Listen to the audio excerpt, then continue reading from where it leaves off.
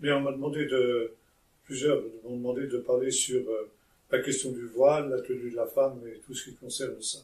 Bon, c'est un enseignement que Paul donne dans la première épître aux Corinthiens, au chapitre 11, et qui finalement occupe une place relativement importante dans les propos de l'apôtre Paul. C'est dire que ce point qui semble être secondaire à première vue ne l'est pas tant que ça, puisque finalement Paul a éprouvé le besoin de lui consacrer dans une épître relativement restreinte une place de cette importance-là.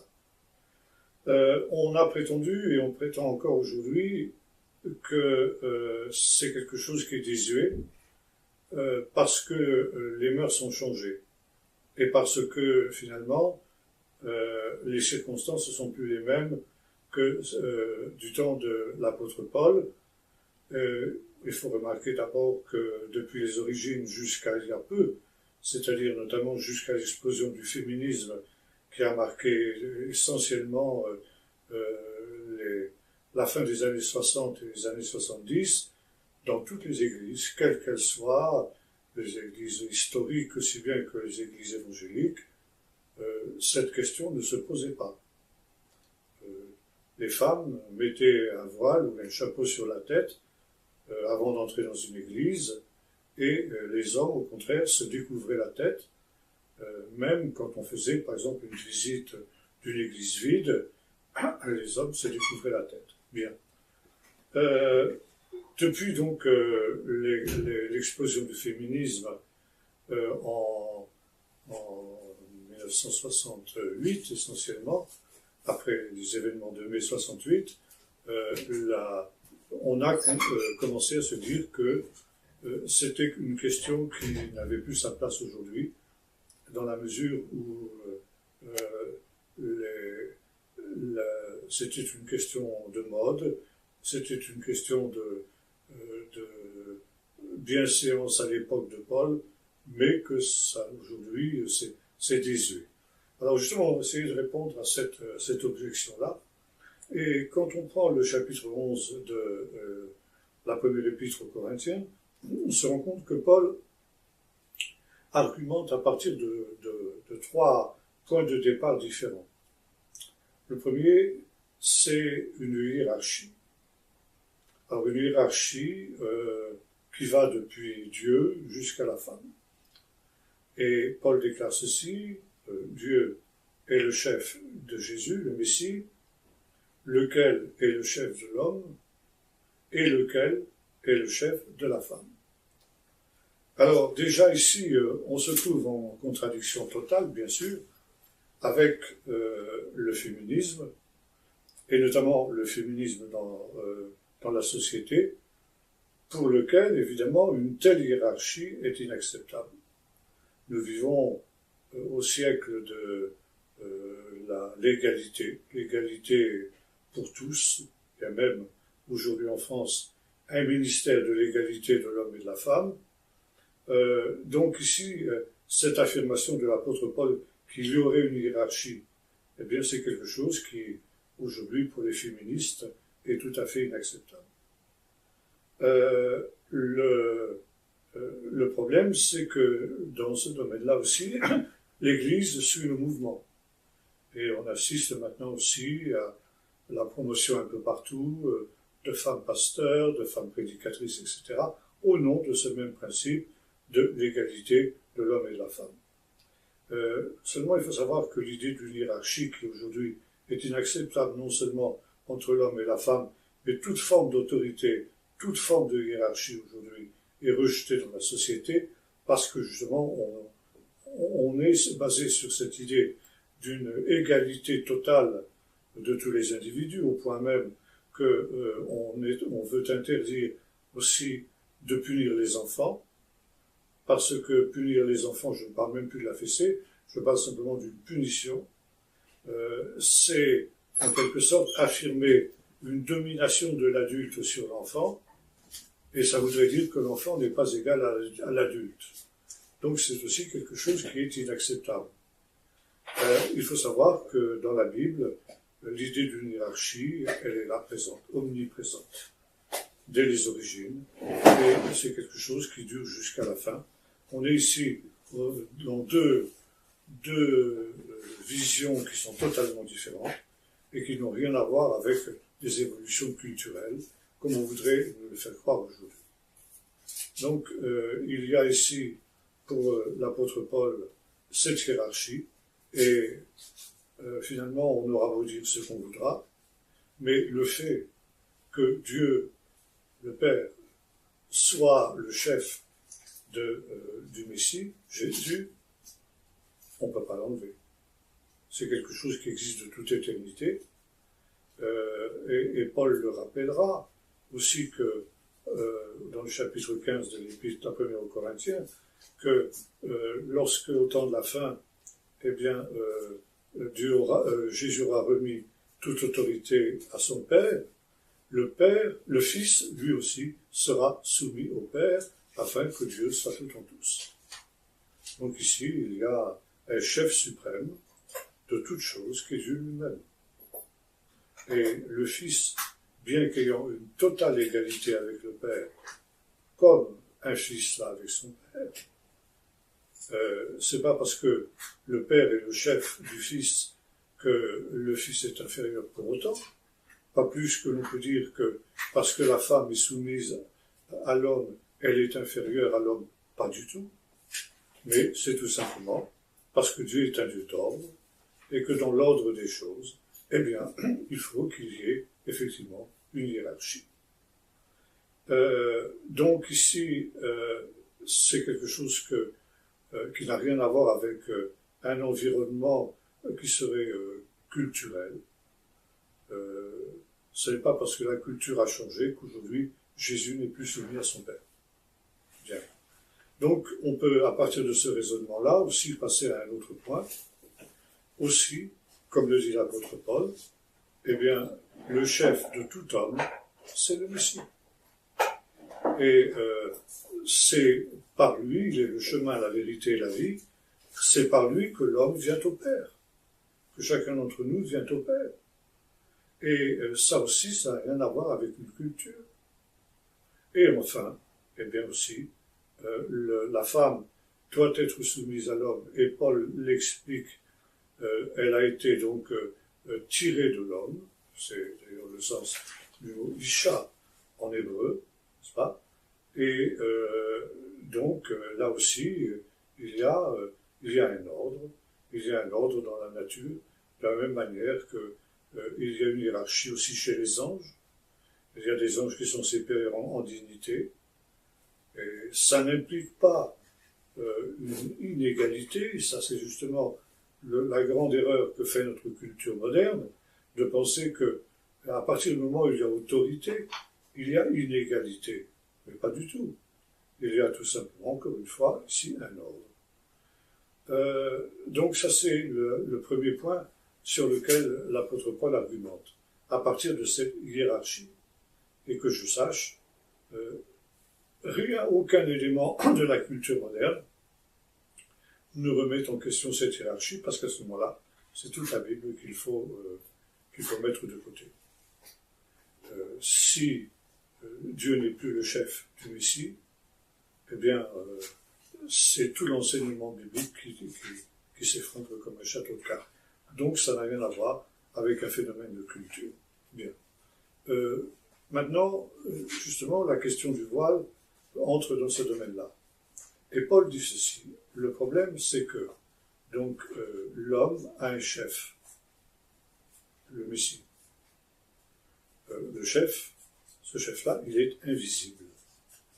Et dans le texte d'1 Corinthiens 15, il y a un jeu de mots en grec sur le mot képhalé, qui signifie une tête et aussi un chef. D'ailleurs, en vieux français, on avait aussi ce mot-là, puisqu'encore aujourd'hui, on parle d'un couvre-chef, c'est-à-dire finalement d'un chapeau, enfin de quelque chose que l'on met sur le chef, c'est-à-dire sur la tête.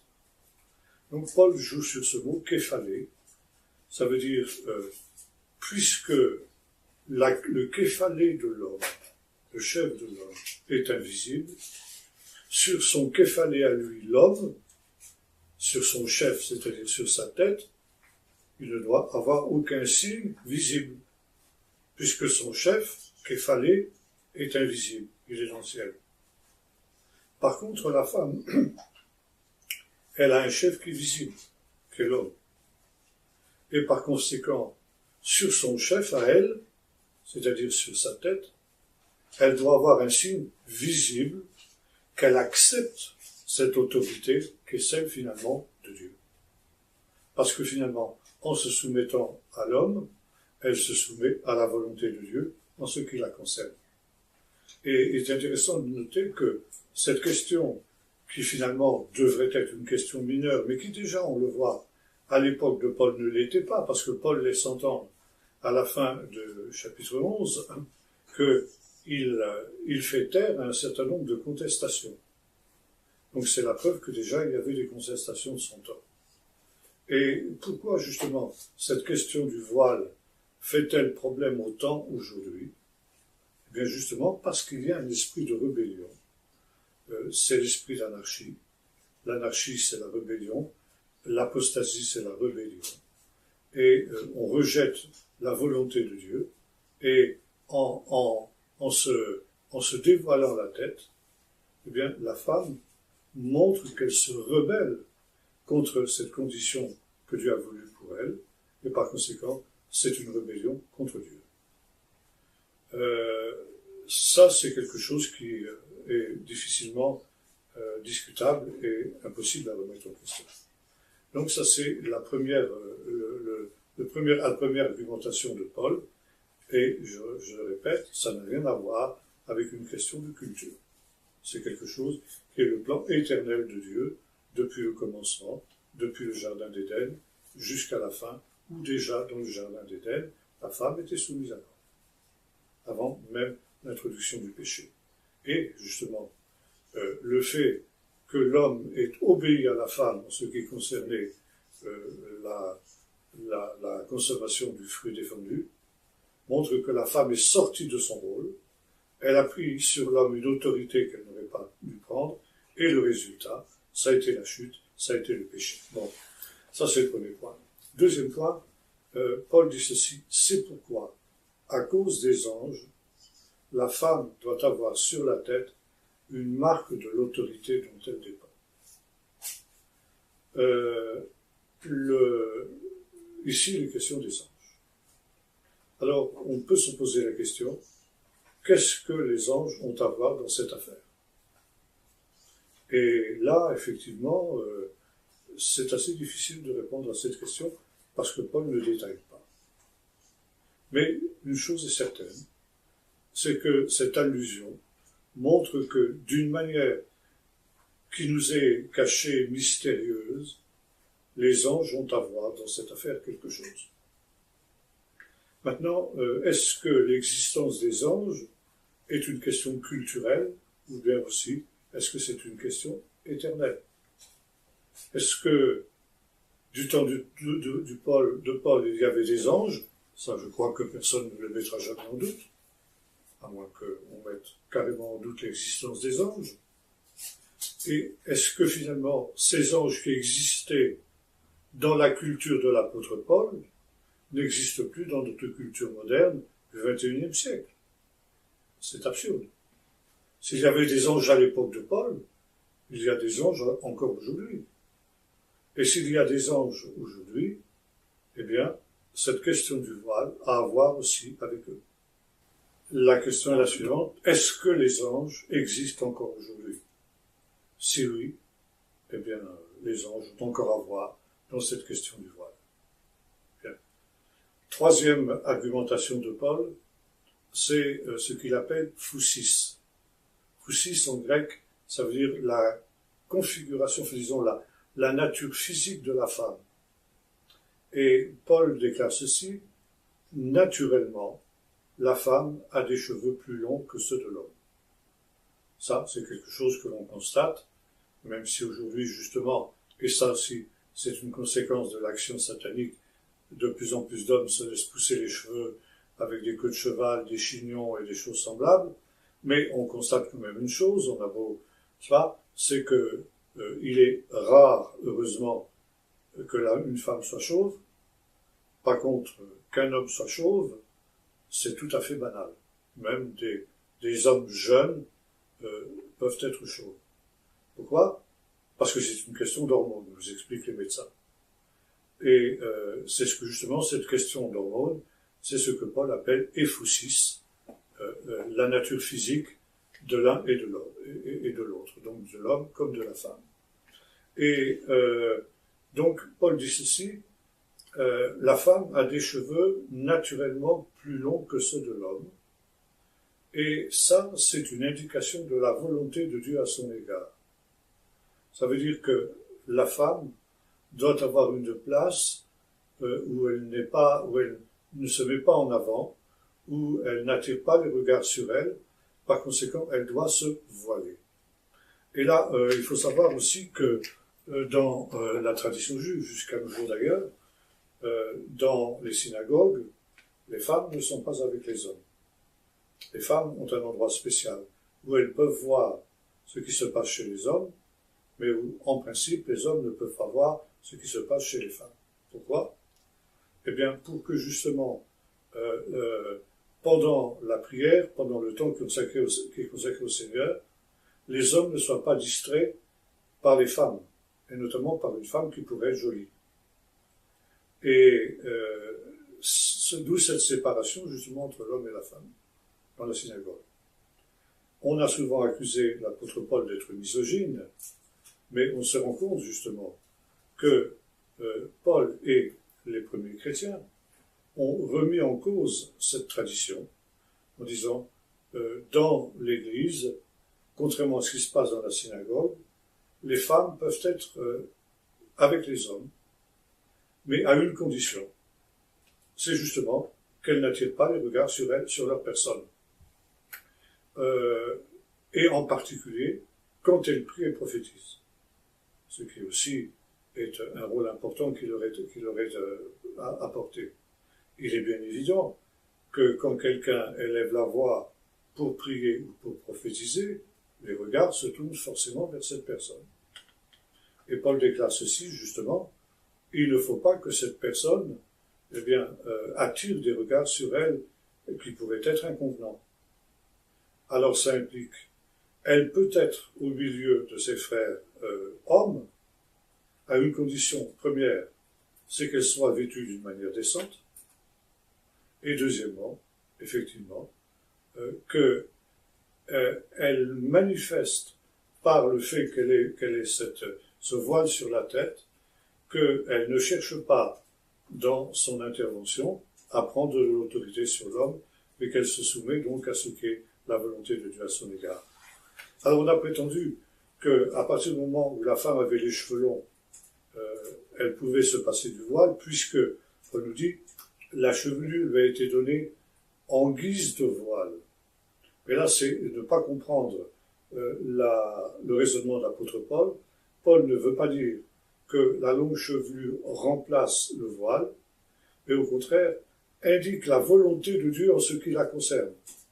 Puisque, dans sa nature physique de femme, elle a naturellement des cheveux longs, eh bien, c'est à plus forte raison, c'est que, en hébreu, on a ce raisonnement qu'on appelle klal vachomer, n'est-ce pas? À plus forte raison, eh bien, c'est l'indication qu'elle doit se voiler lorsque, notamment, elle est dans le service public. À noter que le judaïsme a un peu la même idée.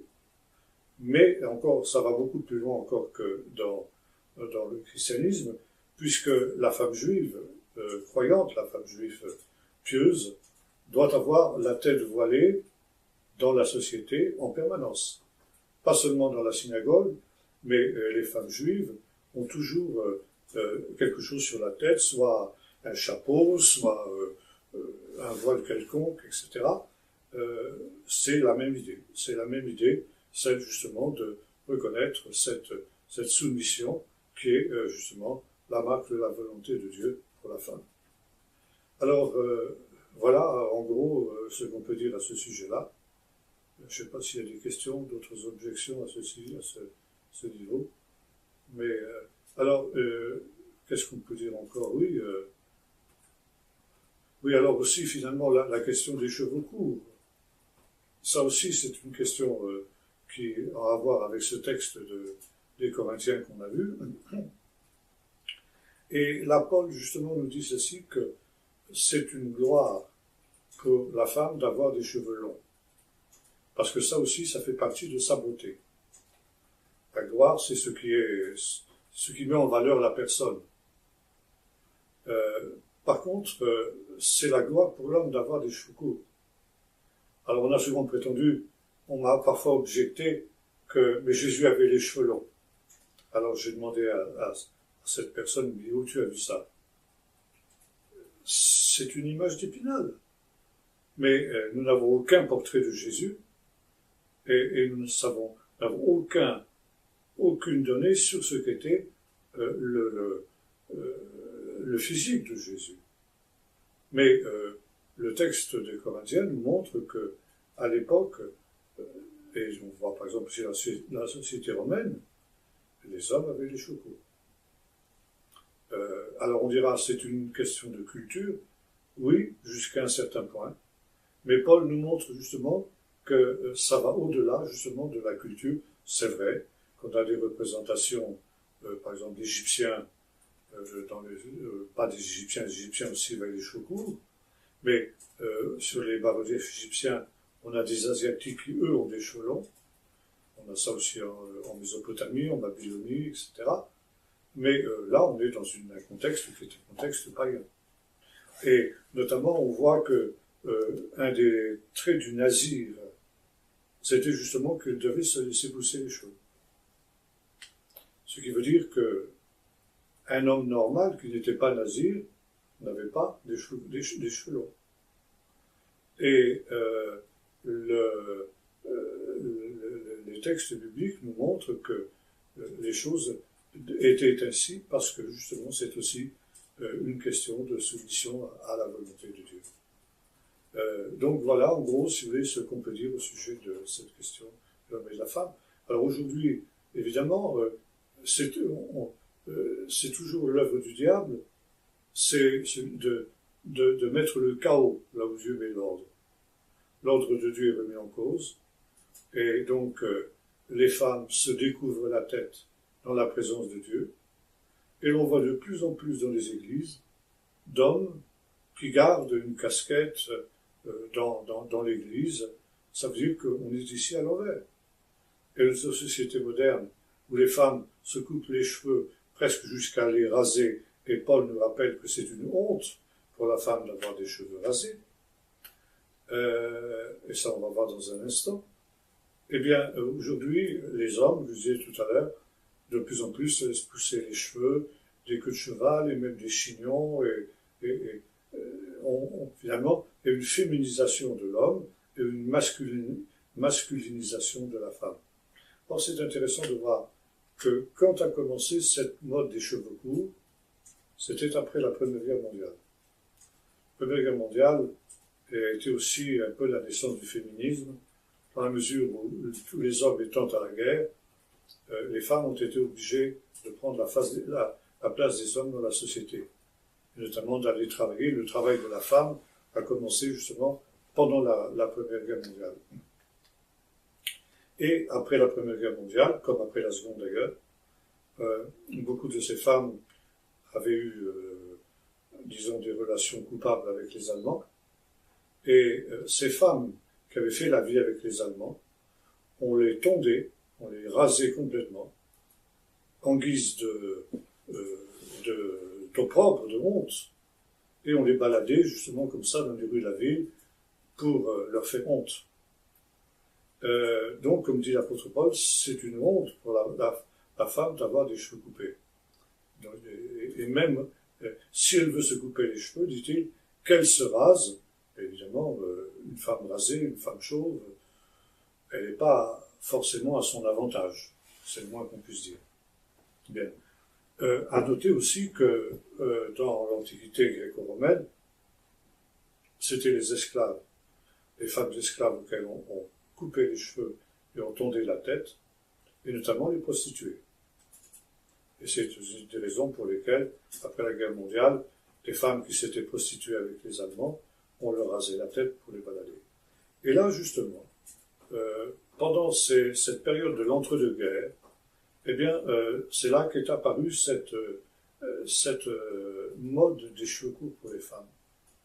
Et on a commencé à faire à la radio, c'était l'époque de l'essor de la radio, une propagande effrénée justement pour que les femmes se coupent les cheveux.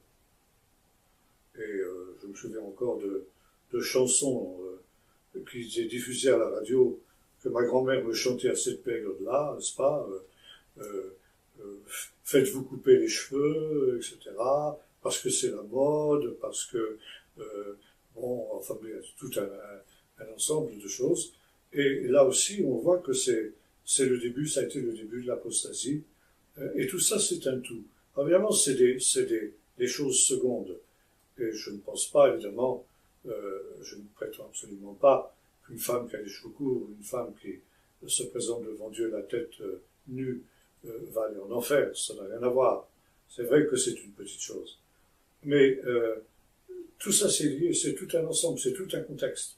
C'est tout un état d'esprit, qui est l'état d'esprit de ce temps, l'état d'esprit du féminisme, l'état d'esprit de la rébellion contre Dieu, contre l'ordre de Dieu, et finalement, on a vu, finalement, ce qui est l'essentiel même de la Bible, c'est-à-dire l'idée de la souveraineté de Dieu.